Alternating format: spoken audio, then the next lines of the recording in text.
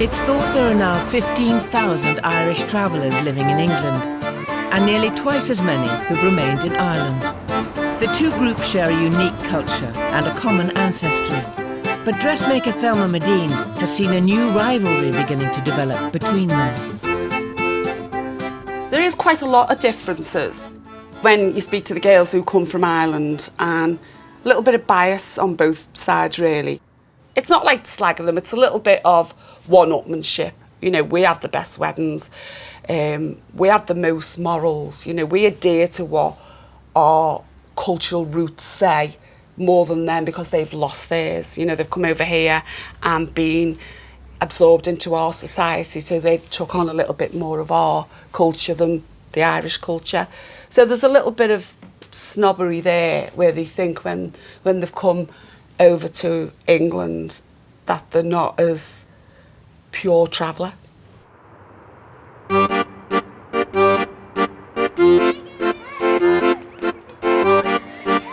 Irish travellers first started to arrive in England over 150 years ago, looking for food and work after the potato famine. Many settled permanently, but their descendants have remained a fiercely independent community, rarely mixing with the outside world, an isolated Irish bubble with a distinctive Irish identity.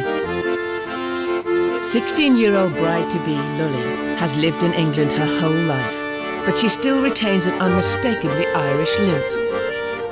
I don't really talk to English people. It's more everyone be's Irish that I talk to, so there's no way that I'd lose the way I wouldn't turn English or anything like that. I'd never lose my accent. Lully is currently planning a lavish wedding to fellow Irish traveller Martin. Having grown up in a house, once wed, she will make this small caravan her marital home. It's different to a house over everything being on top of each other. Where's the kitchen? You turn around. Now you're in the living room. Look to your left, you're in the bedroom. But although she's looking forward to her spectacular wedding day, a shadow hangs over the preparations.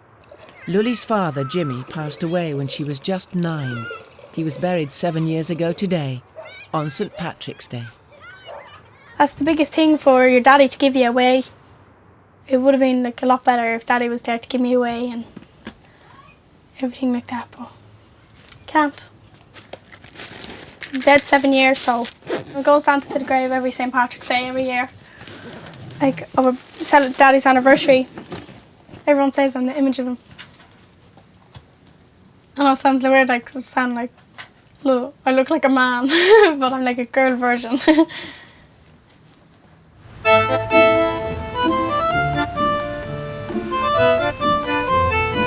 The family have travelled to her father's grave on St. Patrick's Day ever since he passed away. But in her wedding year, Jimmy will be particularly missed. Can you hurry up, because it's freezing? I'm not putting out a bunch of flowers now. Time where we come down to our respect, really. It's just important to us because of him being our daddy. Go down on St. Patrick's Day and get a bunch of flowers or something, put it on the grave, just show their respects that they were there. And now you put a Budweiser down as his favourite drink, and Mummy smokes fag with him. Puts fag in his little side and then she smokes fag along with him.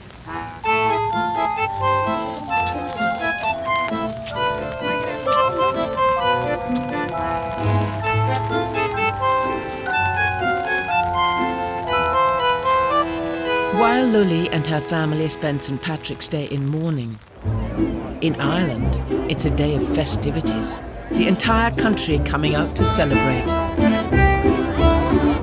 But even here in their country of origin, Irish travellers are a tiny minority, living on the very fringes of society, outsiders in their own homeland. The Joyces of Moate have lived in Central Ireland for generations. Head of the family, Joe, is a legendary bare-knuckle boxer, once known as the King of the Irish Travellers. I was the greatest fighting man of all times, Joe Joyce. Never would have been better in my life. Never. In 60 years of age, had drunken fights, sober fights, never been better. Joe and the Joyces rarely mix with the rest of society. Come in, gobshites. But today they'll be venturing into town to celebrate St. Patrick's Day. Today is Paddy's Day, the 17th of March. A very important day for the Irish, all over the world. We don't like fighting on that day. We're going to have a few pints and we bring the kids to parades and enjoy ourselves, and that's it. We sing a few songs and have a bit of crack, like, you know what I mean? Happy Paddy's Day! Yeah! Travelling families in Ireland are often large, but the Joyces are a particularly spectacular brood.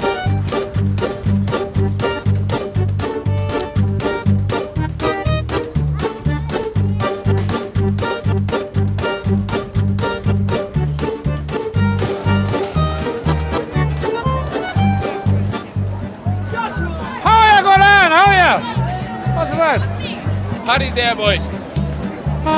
St Patrick's Day is celebrated in pubs and bars across the country. Like, we're all proud to be Irish, you know what I mean? And Paddy's Day is a big day today for anyone that is Irish. But many feel that Irish travellers in Ireland face levels of prejudice far higher than their English counterparts. Given their reputation for fighting, the Joyces have found they aren't always welcome. I'm there at every pub in there alone. I have to dig out the drink. There's over 100 pubs in Athlone, not one of them has heard me. Not bad. Gypsy blood! Despite their status as outcasts, the Joyces are proud of their traveller identity. Joyce is our name and Boy is our game. That's all the Joyces. And it will take more than being barred from the local pub to stop them enjoying the day. She's gonna have the whole lot. Here, give the camera, Cal. We're proud to be travellers. We're the greatest travellers England and Ireland. Joyces. He's the king and all will be. King of the travellers. I'm gonna drown a few in. Between Irish travellers in England and those in Ireland, both groups remain united by a determination to preserve their culture and to celebrate life's big landmarks.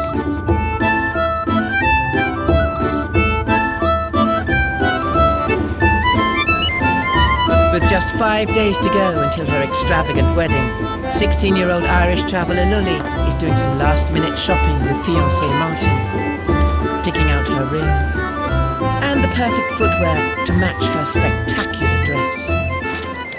White ones. And what are they for? Wedding day. And I've got nice shoes on. Why are you going to wear trainers? Because I want comfort. And I'm too small. Martin's too small. What are you going to do with them?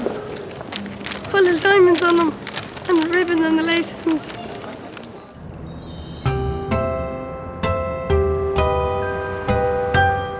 Lully is equally keen for her new marital home to have the requisite sparkle, and she's adding the final touches to her caravan before she moves in with Martin after the wedding.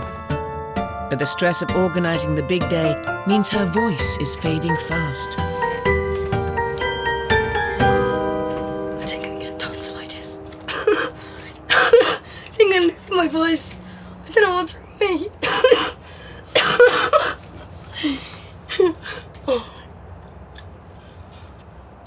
Everyone's saying do this, do that. I think I've done everything. Look, every sweet. Drink every different bottle of water. I don't stop drinking water because they're saying you're dehydrated. There's no way in this world that I'm dehydrated.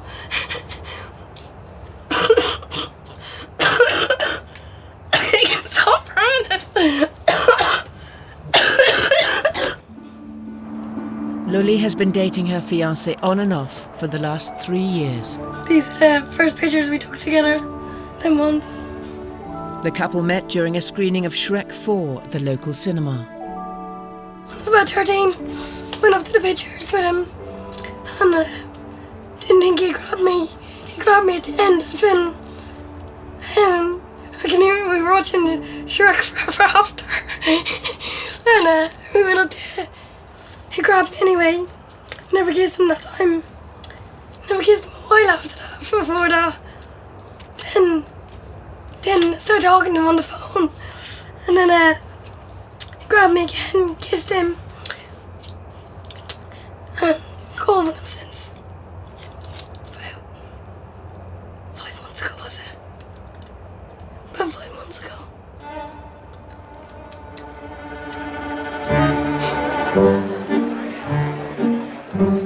The controversial dating ritual known as grabbing is a practice that is popular amongst many young Irish travellers in England.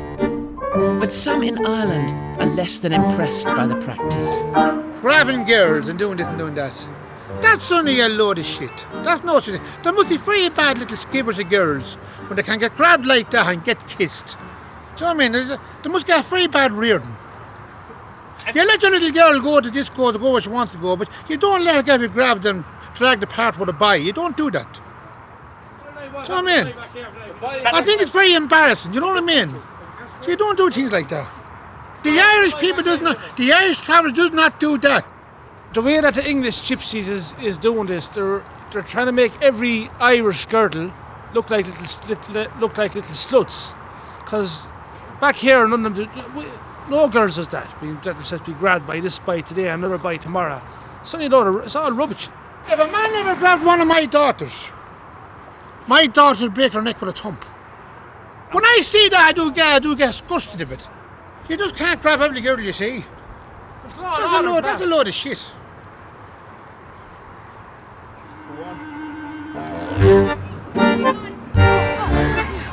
Although many travellers don't approve of some of the new practices taking place in England, a love of celebrations still ties the two communities together.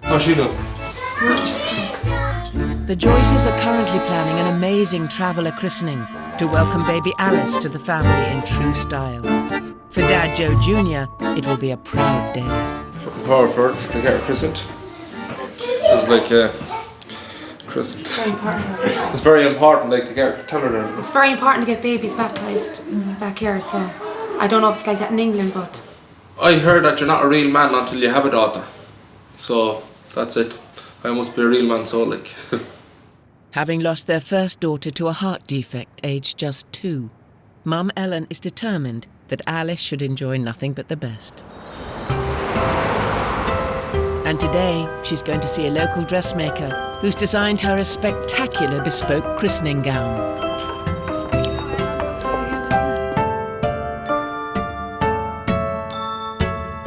I lost my first little girl, so this is why she means a lot to me, so I had a christening party. Do you think it'll be quite an emotional day for you tomorrow? In one way it's going to be very, very happy for her, but in another way it's going to be sad that her first little baby couldn't come. Want to see it? Please. Yeah, come on.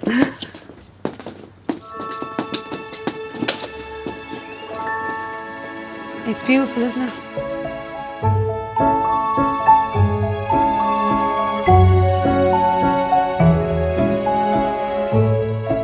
I think it's lovely. I think it's fabulous. You happy? Very, very happy. That's good. I'm very happy you're happy. Thank you. We put a bit more detail on it from the time you were here. Yeah, you did some flowers and you did the collar. Yeah. It's perfect. I think it's the nicest christening dress I've ever seen. So, What do you think the rest of the family are going to think? I think they're all going to be excited to see it and they're going to think it's outstanding. So, hopefully.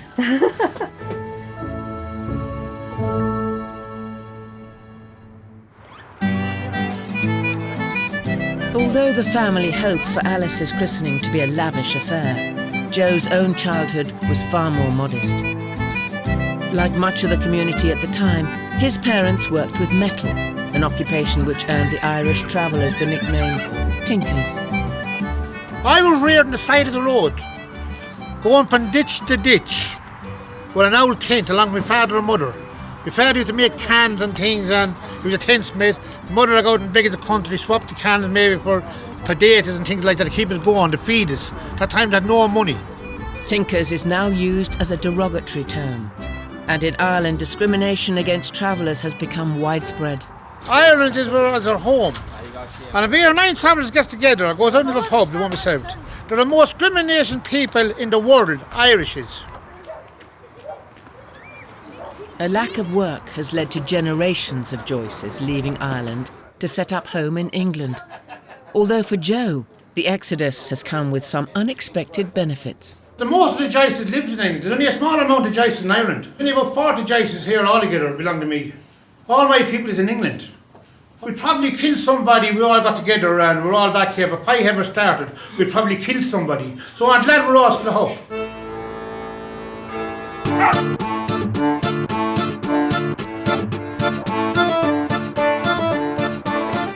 While there are a few Joyces left living in Ireland, in England they're a force to be reckoned with. Brendan Joyce is a distant relation of Joe's who is fiercely proud of the family name.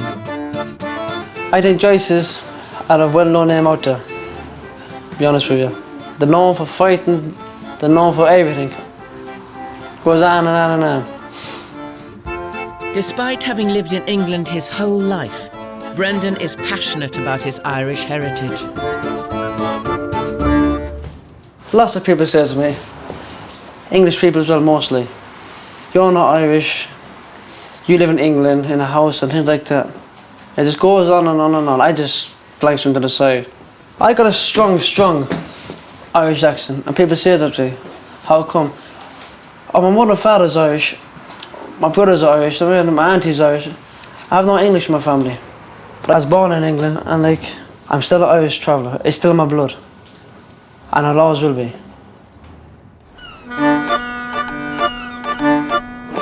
Look, it's going quite fast, isn't it? Bye-bye, England! Brendan makes regular trips back to the Emerald Isle to see his relatives. Today, he will be attending his cousin's confirmation and indulging in all things Ireland. You can't beat no pint of Guinness over here. The English Guinness, it tastes like shite. This one here, lovely. It feels nice being back home for a break and a week. You feel homely back there. Everyone talking to you is Irish. Back in England, they call me, as if I laugh, your plastic Paddy or like things like that. You're not Irish. You live in England. It's hard. I'm stuck down the middle. I like Ireland and I like England. So, I'm a half-breed.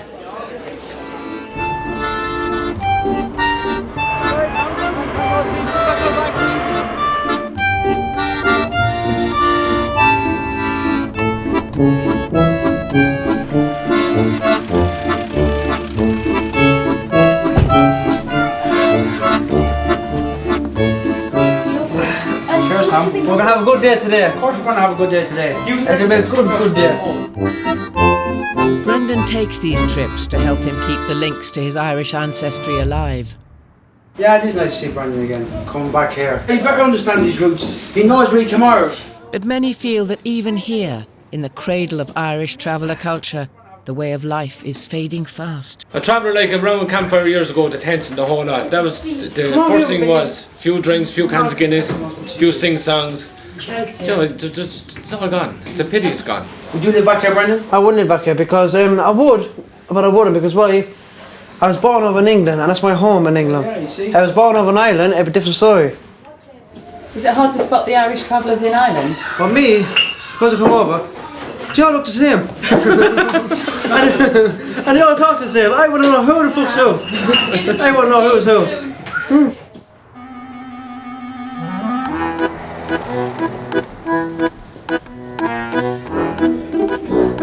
With 3 days to go till our wedding day, Irish traveller Lully and her sister Lisa Marie are doing some last-minute preparations at a local nail salon.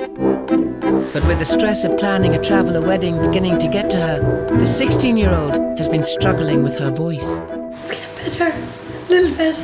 She can have a sentence now because I rang her the other day ago and I got the worst fright and she's probably going to need a microphone or something to say her vows. While the vows may prove a problem on the big day, like many traveller brides, for Lully, looking good is more important than sounding good. It's the most important thing. It really is. Because they see pictures you look back on and everything is it's a memory. What do you want people to say? Oh, look at her, she's the best looking bride. Although Lully is an Irish traveller who abides by strict Irish traveller traditions, living within a resolutely Irish community and speaking with a strong Irish accent, she knows almost nothing about Ireland. Why do you think there are so many Irish travellers that choose to live in the UK rather than Ireland? I don't have a clue. I really don't. I don't know. We probably got fed up of us.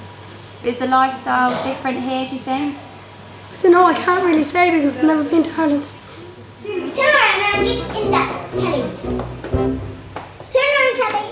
Lully has been joined at the nail salon by the rest of the wedding party, which consists of 11 bridesmaids, all of whom will be decked out in matching tailor-made blue dresses come the big day. A big blue dress. A big sticky out dress. Lulu, are you excited? Not excited, no. You can dance for the boys, Lulu. No! No way! We don't dance for boys. We kick them away. Lives to this day. These are the lilies for Nan's dress. Are these for the top or the skirt? Dressmaker Thelma Medine is one of the few people with first-hand experience of travellers both in England and in Ireland. And she's currently working on a stunning dress for a 20-year-old bride from Wexford in Ireland. This here is the underskirts for a girl called Nan. Nan Connors, who comes from Ireland. She wants it big, she wants her dress big. And it's going to be between 14 and 15 stone when we've finished. What you'll find with the Irish travellers who come from Ireland, they'll come in and say, we don't want it as blingy or we don't want it as big, but eventually it ends up more blingy and bigger. Where over here, they're not worried about what you think, what they want. They will come in and go, I want it the biggest ever, I want the most on it, and you know, they're not backward and coming forward and telling you what they want. I mean, we have a policy here where we say if we think it looks fantastic, then double what you've put on it and it's about right.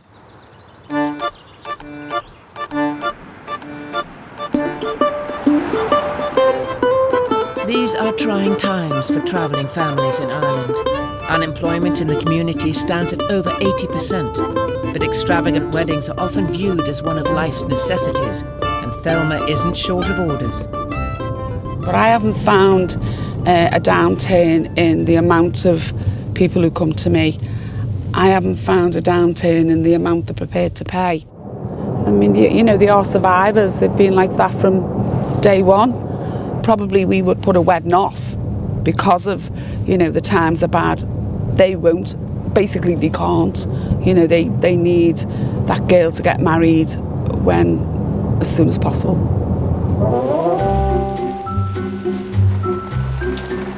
Bride-to-be Nan has the pale skin common to many Irish travellers. But in the build-up to her wedding day, she's been working hard to perfect the suntan traveller look. You just keep your hands up and your head up. Just move your head forward a bit, that's it.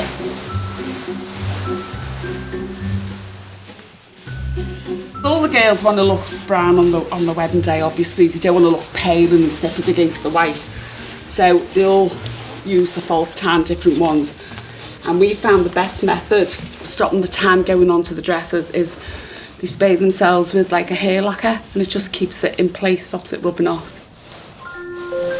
Does it seem real now? Yeah. I know, you must feel like you're in a dream.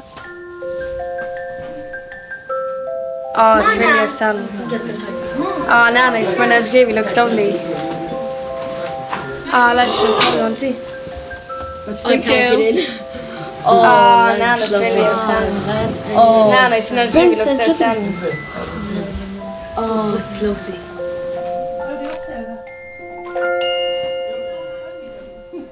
Every single one of you know how to pose, don't you? You all know how to work the camera.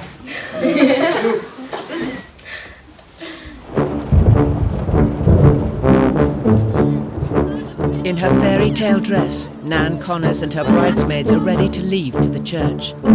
But in this part of Ireland, it rains for over 150 days every year, and today shall be no exception. Oh, good. I am really worried about the dress and the weather now. It's absolutely torrential. We're going to get soaked. Today, you could definitely do a pair of wellies. Can you feel it? Right, let's just keep hold of that while she's walking. You've got to go to the back. Like, yeah, go round that way. Yeah. Put your skirt in front, the front of your skirt. Up your head,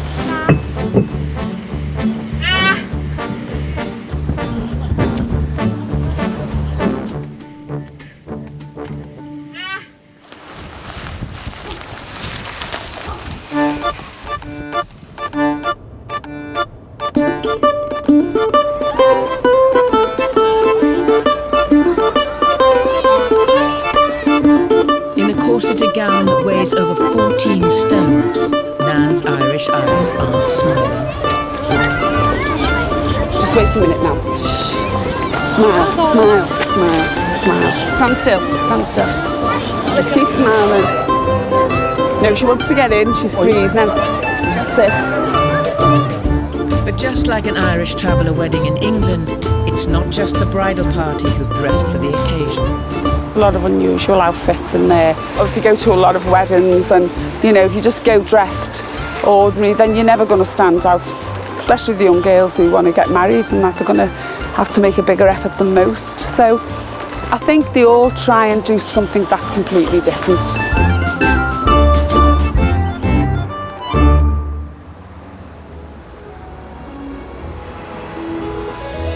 In London, another Irish traveller is preparing to see her extravagant white dress for the first time. Lully's wedding to Martin is now just 2 days away.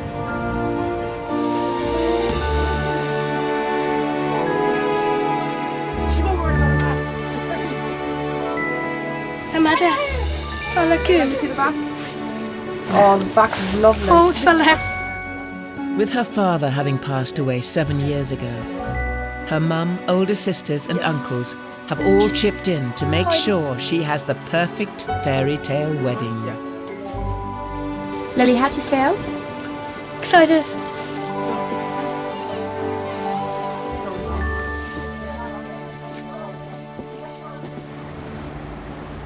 But when it comes to the payment, the emotion of the moment is quickly shattered. Deposit? No. Deposit. And Was it a big one or a small one? I paid you £500 in an envelope. We paid. No. Lully's family claim they have already paid for the garments in full. The dressmaker believes she's only received a deposit. No. You know she gave you that money. Why are you lying? She's getting married. Why would she lie? She won't give me any dresses. She's saying that we never paid. But she did on my weddings in 2 days. Saying we never paid nothing. And you can't get a dress in 2 days. Especially with being so many.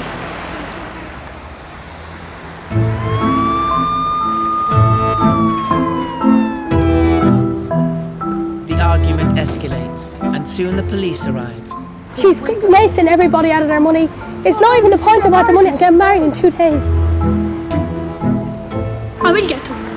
Honest to God, I will get them. I need them, sure. Can't do nothing without them. Eventually a compromise is reached. Lully will be given her wedding dress and 1 gown for her chief bridesmaid. Her other 10 bridesmaids will have to go without. Now I have no bridesmaids at all. The nicest thing for the photos and things to look back on. Now I haven't got any.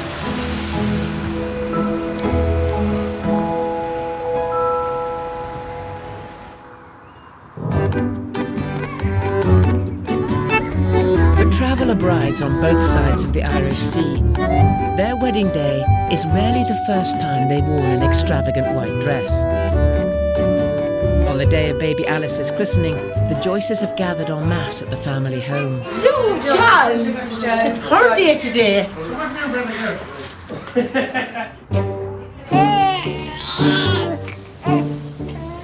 Mum Ellen has commissioned an amazing diamante-encrusted christening gown to mark the occasion, but it's not met with approval.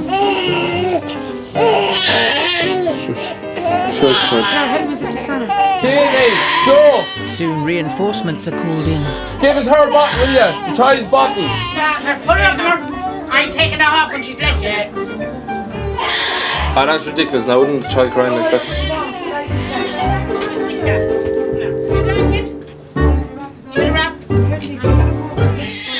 Although the day will bring the whole Joyce clan together, one member of the family will be missing. Ellen and Joe Jr.'s first child, Rosie. That's Rosie's handprint and footprint. There it is, and that's it again there as well, like her photograph and with it. That's the date that she was born and the date as well, yeah. That's her handprint and footprint. Will you be thinking about her a lot today? Oh, it's just not even today, like I think about her every day, like, yeah. Think about her the whole time. Come on, my Joe, we're good. While the women struggle with the baby, the men gather next door. It's a proud day for Joe Sr., the head of the family, and the Joyce's chief spokesman.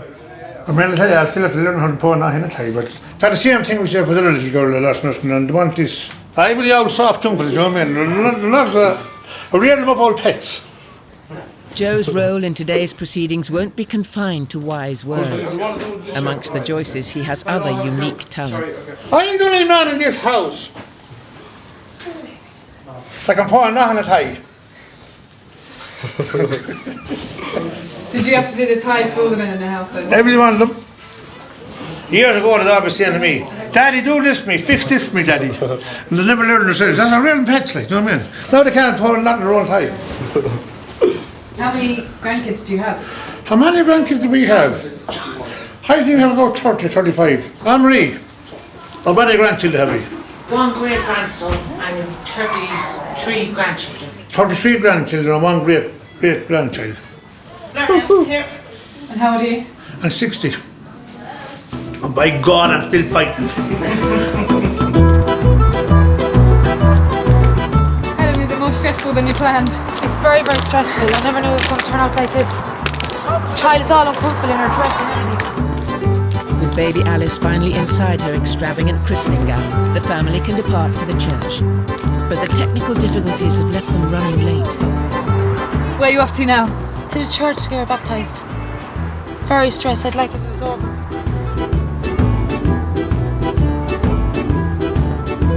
Almighty God, you sent your only Son to save us from the slavery of sin and to give us the freedom only your sons and daughters enjoy.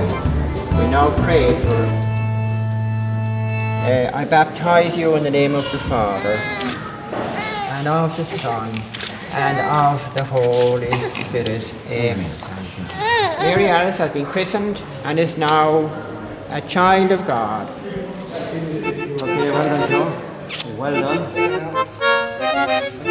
Beautiful faces.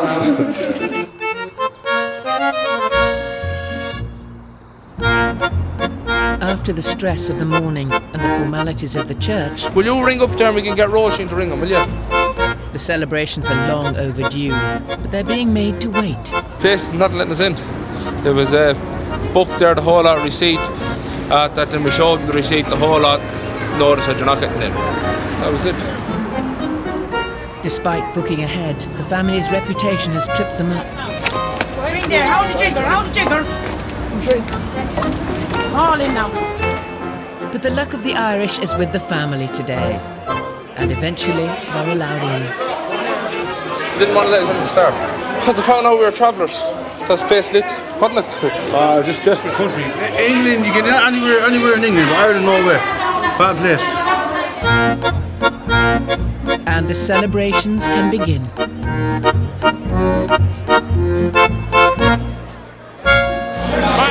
I'm the man! I'm going to use my son! Up the tracks of the guns! I'm the man! You hear me here?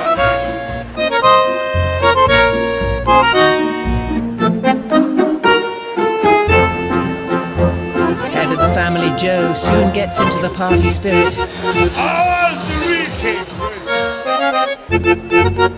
And while the younger generation of Joyces take to the dance floor, Joe is providing his own entertainment. I've been lonesome. Go on, big fella. I've been empty. I got a naked way down inside. Take off your shoes. Turn off the lights. I'm in tonight. Don't insult these girls. The Joyces' big day has drawn to a close. But in England, Lully's is almost upon her. The night before the wedding, and the 16-year-old and her bridal party have gathered at a nearby hotel in Huntingdon. I can't put up any more, at least made a bowl. But having spent months preparing for the big day, the problems with the dress have cast a sour note over the proceedings. Well, my life, Louis. Bend over, Lisa Marie. I'm trying to do this. There's a ribbon this big to do your whole back with. Front of that skirt is horrible. No, it's really disgraceful. The diamonds are coming off already. It's not nice enough. Put more diamonds on that. Don't like it. Don't like the front of it. Yeah, what can you do? Nothing. When's tomorrow? So I'm gonna have to do with this. Stupid asshole clothes.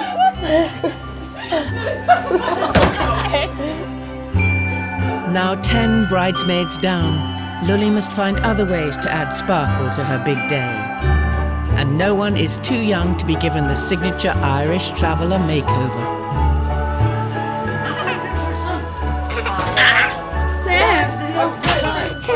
She's Stav Guybers anyway. Torture the children. Who's next?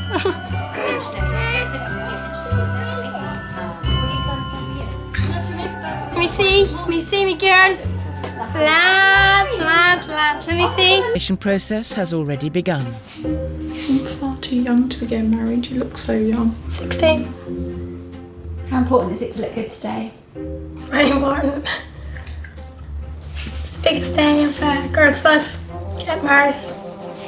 See me getting sick outside the chapel with nerves. It'll all hit me at once. Is that alright? Down a bit. Yeah? Yeah.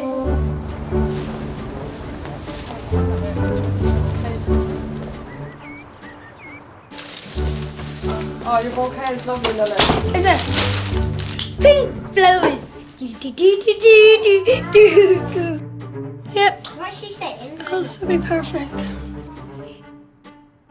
Hey, do you look better now? With the argument with her dressmaker still unresolved, Lully's flower girls have been bought off-the-peg dresses from a local shop. Now, though, the focus is on ensuring that her fairy tale wedding dress lives up to its billing. Well, you can't pull it down so much because my waist. Oh, fine. Oh, fix this. Fix this, remember someone. Diamonds are falling off everywhere. So was busted in the front. I can feed it when I breathe. Right, kid. This is not going in any tighter. I need glue. Girls, would someone, Lisa Marie, stop dilly-dallying around the room and help me? What do you want?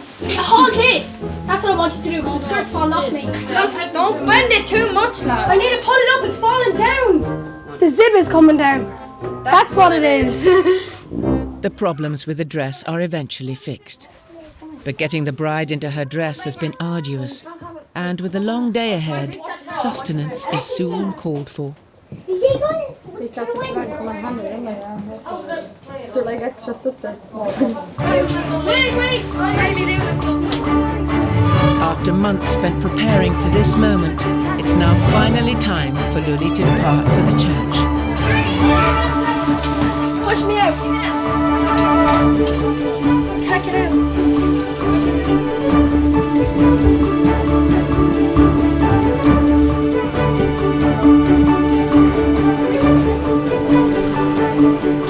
It's lovely, isn't it? Have you ever seen a wedding like it? No.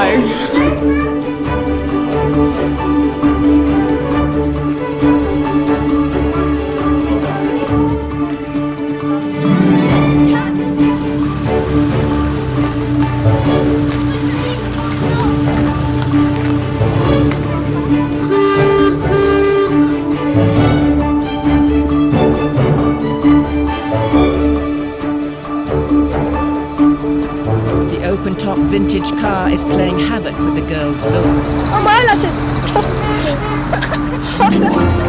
Sorry about that. Sorry. But Lully gets to the church in one piece and in time for her wedding.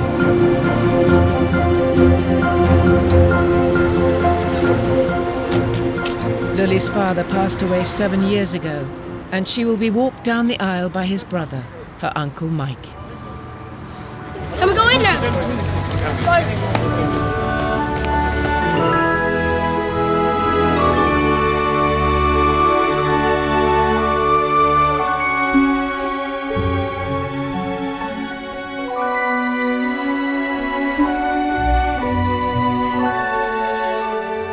Lully and Martin, I ask you, are you ready, freely and without reservation, to give yourselves to each other in marriage? Are you ready to love and honour each other as man and wife? In the name of the Father, and of the Son, and of the Holy Spirit, amen. Lovely job.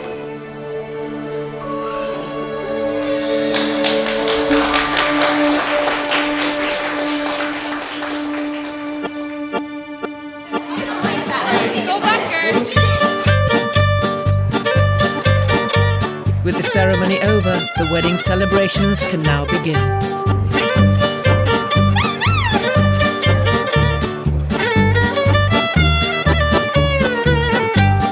And after all the controversy with the bride's dress, the guests seem impressed by her appearance. Yeah, she looked lovely. She really did look lovely. Best looking bride ever. She looked very lovely. Like a gypsy princess. She looked very lovely.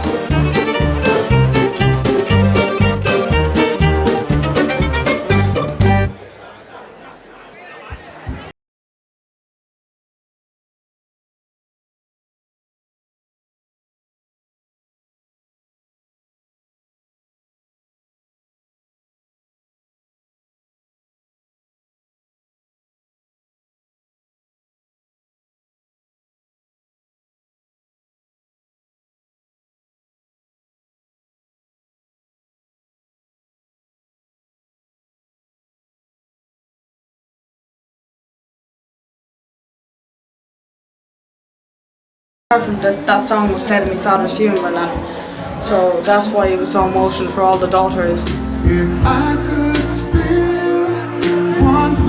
When you look at my Lully, you look at me husband. It's like looking at her father is looking at her.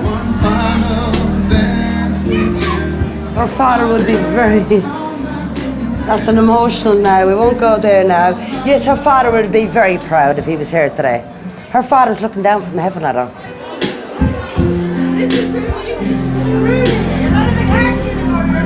I'm just gonna have a good old drink for me daddy. Seems he's not here, I have to follow his footsteps and Might all. as well. Just one for you, daddy.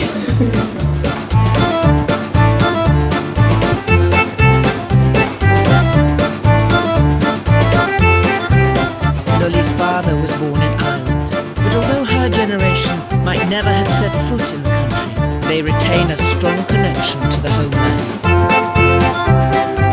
How proud are you to be from Ireland? I'm not from Ireland. I'm from England. My mummy and daddy's from Ireland, but I'm still very, very proud. Yeah. I don't think I'd rather be anything else than An Irish traveller. You don't have to be born in Ireland to be an Irish traveller.